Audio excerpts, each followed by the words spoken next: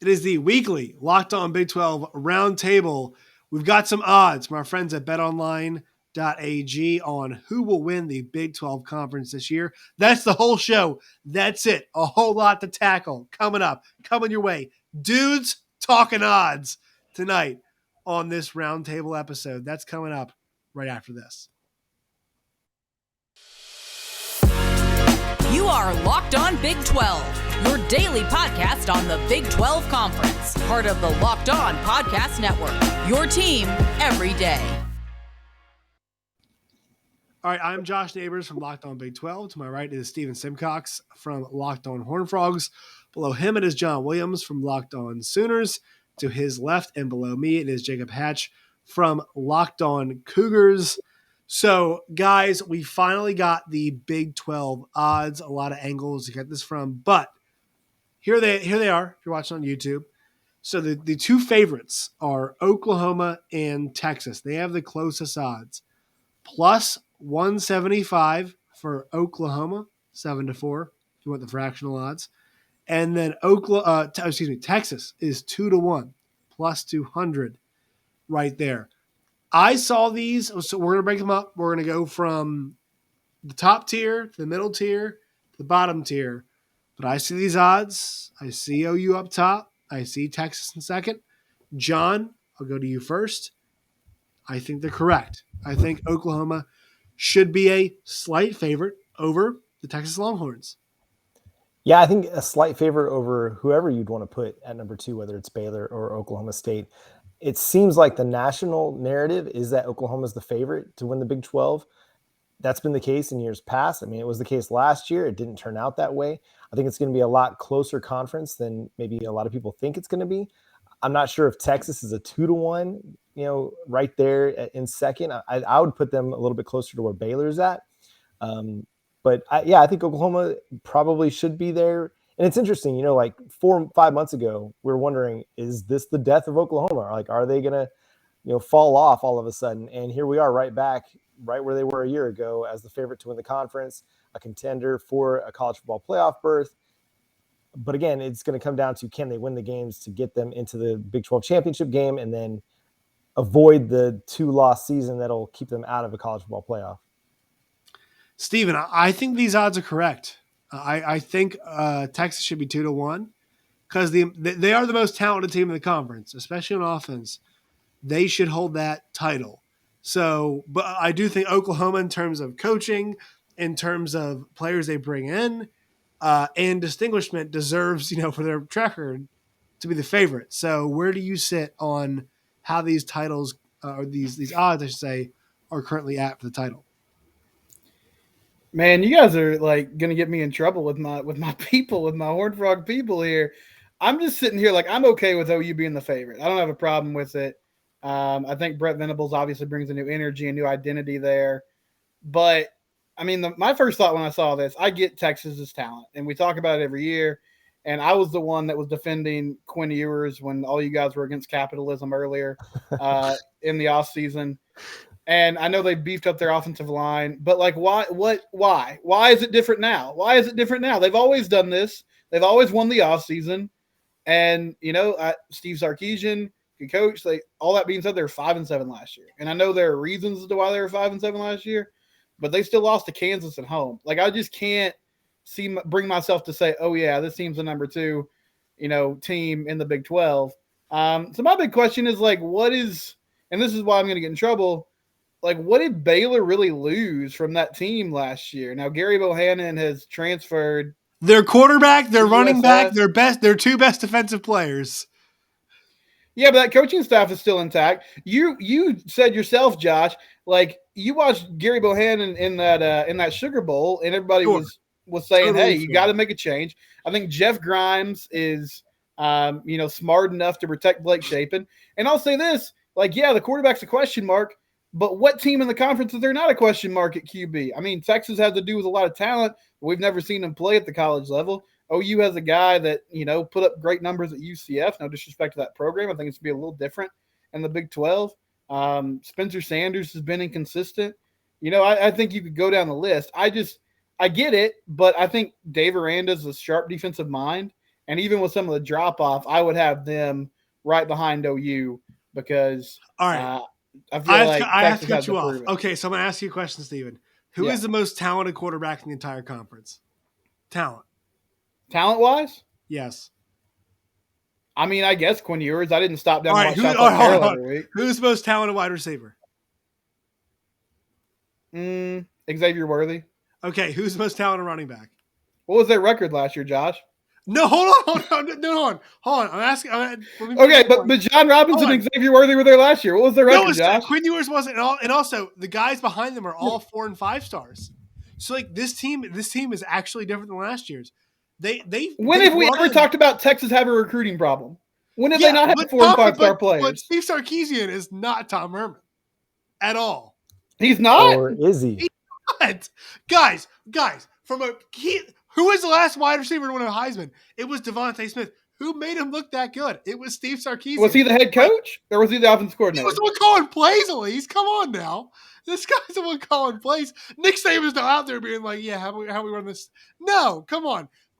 Look, at least you have to give me this. The offense for Texas is far and away the most talented player. You could argue, like, they have at every skill position, maybe fine, somebody else's tight end you could take. But, like, they've got the most talent at every skill position on offense. Sure, the offensive line needs work. Sure, their defense needs work. But in a conference where the two teams that were in the Big 12 title game are losing so much, you cannot argue. Like, the two favorites are clear. It's Texas and OU. Those two teams. You think it's unfair for me to have a question about a guy that's never thrown a collegiate pass, even if he's a 5-star quarterback? He's one of the highest rated recruits ever. He was behind C.J. Stroud. So was Spencer Rattler. Well, yeah, he was a high rated recruit. He's never thrown a collegiate pass. I can't have reservations about Texas. Sure. I can't have reservations about the University of Texas. But Baylor should be favored over. I can't have reservations about the University of Texas playing to their potential. Last year, Baylor had a 1,000-yard rush. You're telling me that's an insane take, that I have reservations about the Texas Longhorns living up to expectations. No. That's not what I'm saying. I'm saying the ridiculous part is that you would put Baylor over Texas this year. They sucked 2 years ago. I think they're good to go. I think Dave Aranda is an awesome Do you? coach. You're yelling at me right now. No, but would you give them the odds on over Texas, Baylor, after losing Terrell Bernard, Jalen Petrie, Abram Smith, and the quarterback they protected so much? No, they've got no experience. Also, don't forget their offensive line is coming back. They lost 2 wide receivers to draft. And many people think that Blake Shapen is a much better quarterback than Gary Bohannon was. And Tyquan Thornton was a good player, but man, he had drop issues. Let's be real. Like, he was fast, but he wasn't a very. But he was their best wide receiver they had. Abram Smith was a 1,000-yard rusher last year. He was Ebner. Yeah, he was Ebner. Okay, Ebner is Ebner. Abram Smith was a linebacker 2 years ago. They walked in. Jeff Grimes and Eric Mateos walked into an offense that was horrible. The quarterback of that offense is playing at Liberty right now because he couldn't start at Utah, right? Yes. And they turned that thing around in one season. Well, Utah was in a Rose Bowl, to be fair, because of that quarterback. But, like, it's not because Charlie Brewer. No, not because they went to the Sugar Bowl. But I'm saying, like, let's be fair about this. All right, their offense protected the quarterback because their running back Abrams. They lucked into that. That was great. That was awesome for them. Their offensive line overperformed from their last year. We know that's a fact. They did. They were a horrible offensive line in 20, great offensive line in 21. Right? But they're running it back with that crew. I agree, but none of the skill guys are there around them. They're going to win like probably 8-9 games, sure, in that range. But if you stack them up against Texas, you cannot. There's no. We're talking about odds here, right? Odds. There is no way a sports book is going to list Baylor ahead of Texas with all of the talent they have. And look, this level of talent is different. Nair, Whittington, Worthy is the best 3 receivers in this league. It's not close. Oh, you add Ajay Hall and you add Billingsley. If one of those guys, if only one of them hits, you're in great shape. There's this Texas offense is almost Big Bank's 2008. It's too big to fail. wasn't This a problem offense is last too year, big to though. fail. They scored 35 points a game They last had year. Casey Thompson, Hudson Card. And What are they you still talking about, scored fellas? 35 points a game. In the Their first defense half, gave all up of them. 31 points a game. Like Yeah, it won't be that the was an same thing offense this that was year. still pretty Yes. good. Is the defense going to be that much better to get them 5 wins better than what they were last year? Yes, they were leading Baylor. They were leading Iowa State. They were leading against OU. They were leading. I mean, they were beating all the teams they lost to. They were beating. If they flip, so what was the record last year? 5-7. 5-7. They didn't make a bowl game. No, they did not. I think that's an important thing to say. And they lost to Kansas, though. It's totally fine. Yes. Okay. They All right. lost to the So Kansas this State year. Hawks. All right, so this year, do you think they beat Kansas? Probably. Yeah. All right. So let's just flip that KU game around. All right. The rest of those against the top level of the conference. All right. If they win 3 of those games, they're basically at 9 wins. And it's I'm not tossing out some ridiculous hypothetical here. Be like they flipped 3 of them. They were winning all of them. They were winning all of those games. And now they're like, here's the thing, guys. We saw Hudson Card and Case Thompson throughout the season. Those guys were not good enough. They weren't. Steve Sarkisian was like very, very, very explicit about that, saying, well, we're not even sure who our quarterback is going into the season. That was all year long. Like, if Quinn Ewers is 75% of the player that we think he could be, this thing goes well. Also, what do you want to give a guy like that? All the weapons in the world. All of them. Okay, Josh, can I weigh in with one thing here? Go ahead. Sorry, Jake. I have not. Yeah, No, I've been bad. There's some connections to BYU here. Steve Sarkisian is a legend in Provo. He led BYU to a 14-1 record as their starting quarterback in 1996. But as a head coach in college football, his records 5-7, 7-6, 7-6, 7-6, 8-4, 9-4, 3-2, 5-7. He has never won double-digit games with USC as one of the programs he was a head coach of. Also, the University of Washington. I love Sark. I truly do. But his track record indicates that he will get less from more. There you go.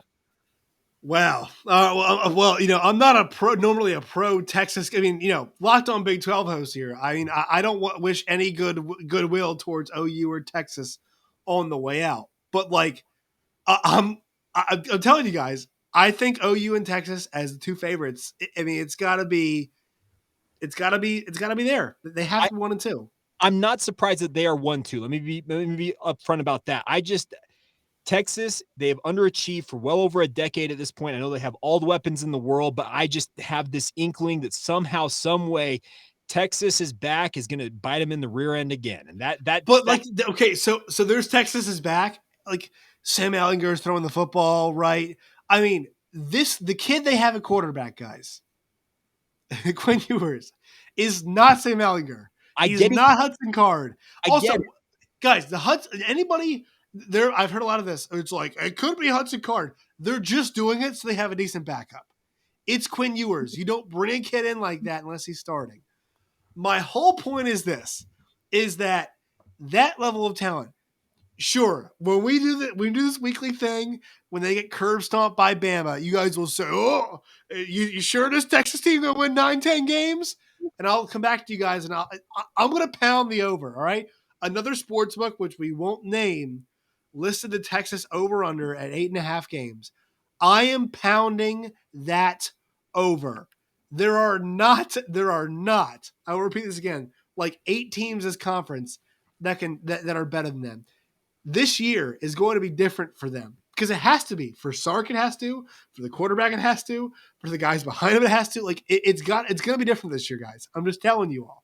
All right, this is not Tom Herman's or Charlie Strong's Texas. This is different. It's so much different. I mean, Tom Herman was considered a pretty good coach when he went from Houston to Texas. Well, I mean, he never coached anybody up though. The guy just came in the room and yelled.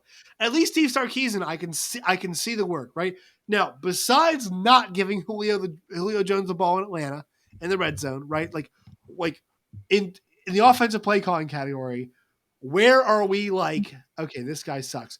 The first play of OU Texas, I'm pretty sure it was just a screen pass to Xavier Worthy, which he took like 70 yards. Yeah, right? Xavier Worthy is a fantastic player. I have nightmares about that dude. Yeah, but you can't play all of them. Like, you're only going to play 3 or 4 guys at a time. They're not going to go 5 Bijan wide. Robinson, Xavier Worthy, You know what I'm saying? Yes. Jai Hall, Yes. Jaleel Billingsley, Jordan Whittington, Roshan Johnson. You can name all the wide receivers you want. They're not going to play 7 wide receivers. They're going to be all good. Those guys can play like nearly at one time. Right. They're going to be really good offensively. I have questions about the defense, if it can be better. I have questions about the coaching staff, if they're good enough to be a top contender in the Big 12. Are they going to be better? Absolutely. I don't expect them to win 5 games again in 2022, but I don't expect them to make a 5-6 game jump this year. I just don't expect Why am that. I fist fighting for Texas here? What is happening? I have no idea. But I kind of agree with Steven about Baylor. I think they're being undersold a little bit. And yes, they did lose some big pieces on their team, especially Jalen Petrie and Terrell Bernard. But those are just 2 guys on your defense. I mean, and they lost some other guys too, safety, cornerback as well. Their quarterback is gone. You said I like Blake Shapen. Where's the running back behind him? Who's he throwing to? Okay. Yet again, I have a BYU connection here. Jeff Grimes, he was the offensive coordinator at BYU. There were huge question marks going into Zach Wilson's junior season, the one that he broke out in, about who was going to play running back for BYU in that season. Guess who emerged that year? Tyler Allgeier. Yeah. And guess what? The year before, he had played linebacker for BYU. Jeff Grimes, he is a great coach. He will find an answer. I guarantee he will find something for Baylor. I think Baylor's being undersold. Maybe I wouldn't have them overtaking Texas at number 2, but they've got to be number 3 in my mind.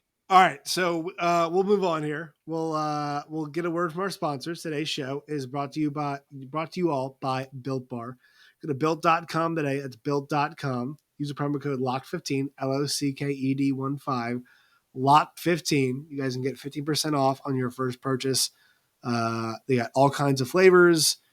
They always have new flavors coming out as well, and they're much healthier for you all. They taste like candy bars, much healthier than candy bars are. Once again, promo code LOCKED15 at built.com today.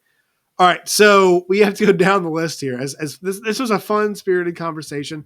1 on 3, don't mind it. I'll Luka Doncic. I'll take on all comers. I feel like we made an episode of PTI all of a sudden. We need Tony Reality to moderate this. So there is Oklahoma State 5-1. Baylor is 7.5-1 plus 750. Iowa State 12-1. TCU is 14-1. Okay, so out of the middle tier, all right, Steven, I'll go to you first. It sounds like out of that middle tier, you like Baylor the most out of that group. Yeah, I do. I mean, everybody has kind of their own set of question marks. I was actually a little surprised that some of the teams that TCU was ahead of, just because they've struggled. Even though I get it, like I think there's some, I guess, respect for Sonny Dykes and the offenses he's built at different stops. But they really struggled against like Kansas State and West Virginia. Actually, Chris Kleiman and Neil Brown are 6-0 against the Frogs since they took over. So that'll be a little bit of a jump for them. Oklahoma State, I think there's so much to replace on the defense side of the ball. And then pairing that with, I don't really know. I mean, the identity is sort of shifted for them. And I would love to say like Mike Gundy and company could get that offense rolling. But last year, it just never really came together. And then Iowa State replacing Brock Purdy and Breece Hall. I like Baylor. I think the coaching staff being, it sounds funny to say they're solidified when it's really the third year of Dave Aranda and the second year, honestly, where the staff has kind of been together. But I think there is potential to sort of carry over the continuity from last season, even with the pieces that are missing from last year. Jake, I'm going to you on this. It's so funny because I thought about this earlier. There's, in this weird way, Baylor feels more solid than Oklahoma State. Now, it's not a knock on Mike Gundy, but like, think about it like this. Gundy's been there forever, right? So it should be this solid entity.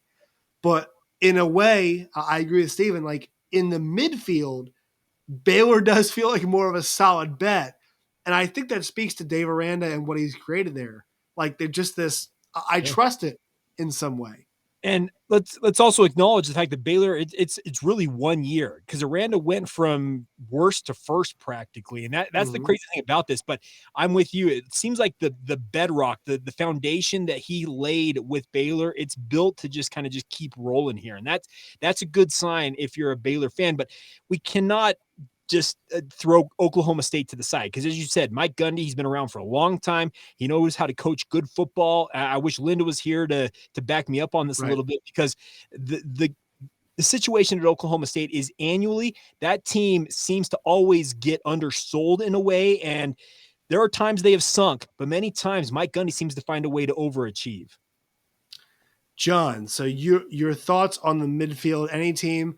I mean, I've heard some Iowa State buzz, in this kind of midfield range, just because it's like this is right where Matt Campbell wants all of us to be. Where's your attention drawn to?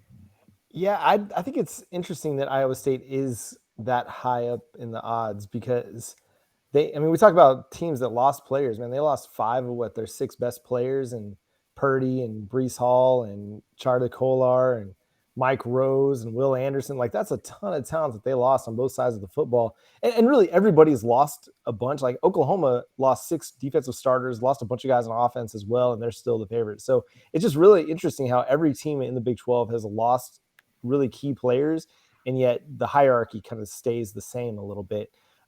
Baylor, to me, is the team that's being undersold. I think they're going to be a little bit better than what they're expected to be, or where they have them ranked. Like, you look at different power rankings, or Paul Meyerberg at USA Today had his 1 to 130 ranking, or 1 to 131 ranking released just the other day, and Baylor was the number 2 team in the Big 12 according to him. So it's not necessarily to say that is going to be the way it plays out, but I do think Baylor is going to be a better team than what the odds are showing there.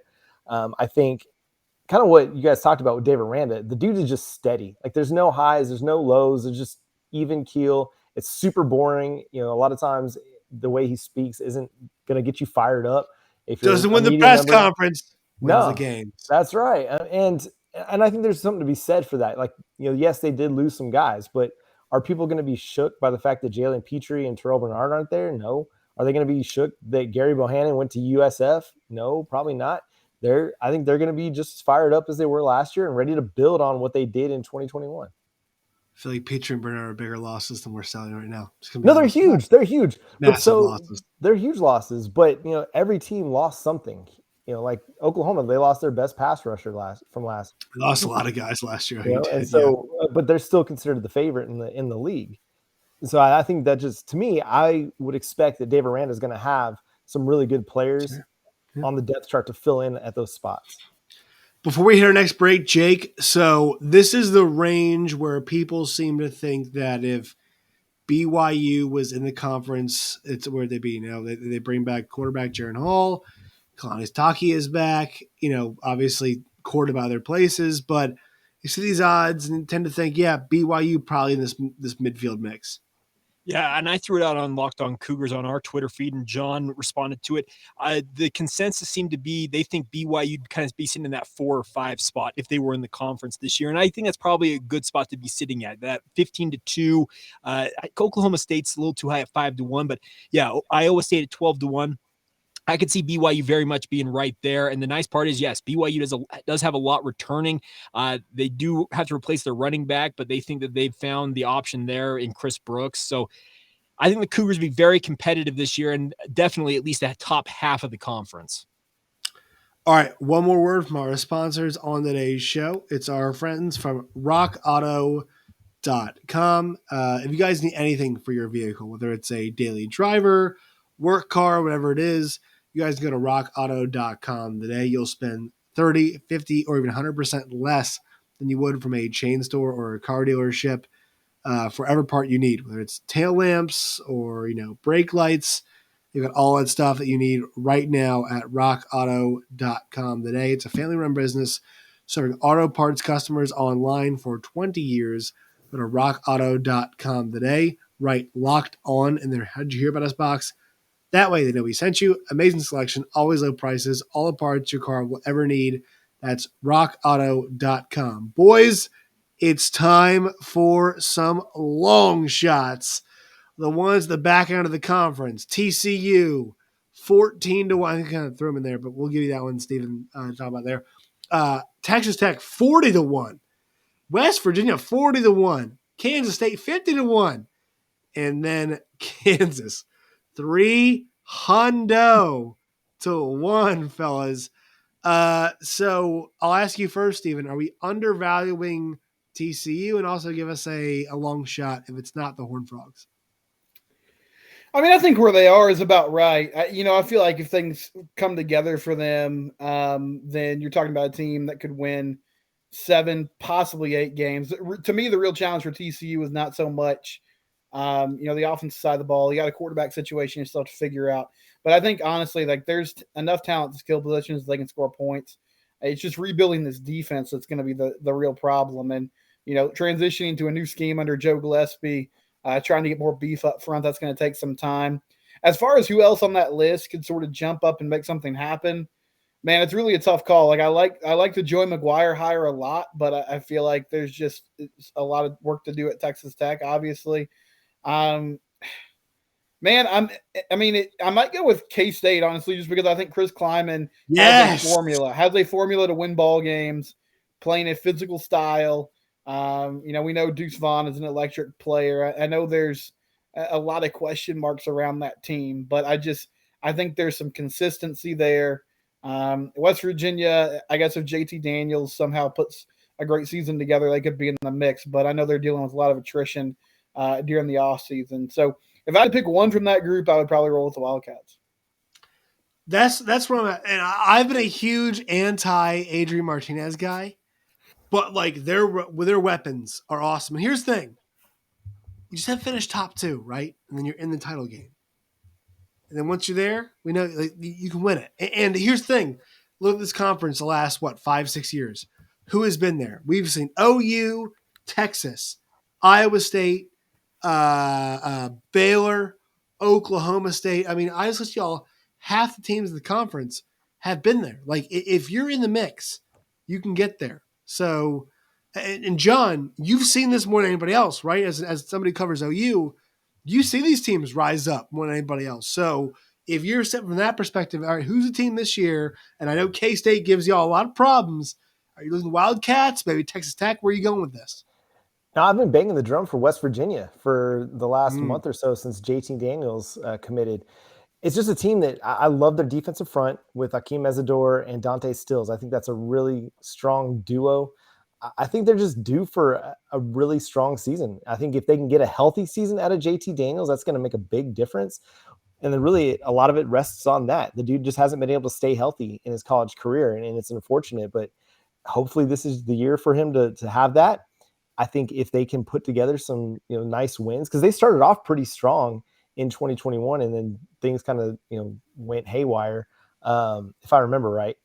But I think this is a team that could have that Baylor kind of resurgence, that last place in the conference into the Big 12 title game, if they can get some health at the quarterback position, if they're able to replace Letty Brown with a good running back. But I really like the defense that they put together pretty much every year. I mean, they gave teams fits last year at different times. Oklahoma only scored 16 on them. And so I think this is a team that, as far as long shots are concerned, it's one of the ones that I really like the best. All right, Jake, you get to take your shot now. Who do you go with?